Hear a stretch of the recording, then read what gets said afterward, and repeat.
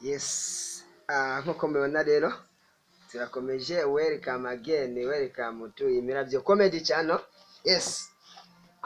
Anga rero mukomeje kugenda mubona ikintu bita amakara. Yes. Na amakara ni umukara nk'ibisanzwe. So, tugiye kureba rero impamvu ikara risa umukara. Kuki ikara riba ari umukara? Bo, ibyo tugiye kureba ni iki gituma iri kara ari umukara. Ese ubundi iri kara rikozwe mu ki? Byose bibazo wakwibaza. Bo, igituma iri kara ryacu risa umukara nta kindi.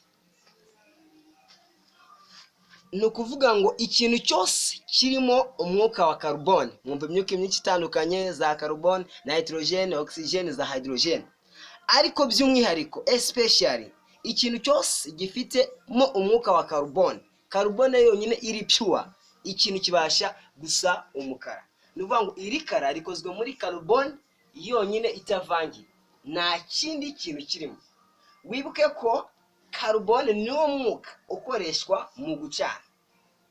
Nkuko mubibona rero iyi ni carbone nigize iri kara, bituma ribasha kuba umukara, wanafataho bikakuzaho.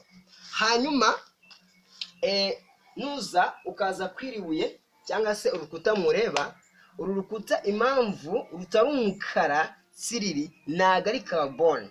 Ni ukuvuga ngo rufite n'indi myuka irukoze, ariko ari carbone gusa ikintu kibasha gusa umukara. Sometime uzabireba nucanira ibintu bikaba bifite carbone nyinshi cyane, umwuka uzazamuka umukara. Uko oxygen izamo uzasanga wa mwose utangiye kugenda uhindagurika utakiri umukara neza cyane. Ariko impamvu ikintu kiba umukara cyangwa ikindi kintu cyose gikozwe ari umukara ni ukubera umwuka wa carbone.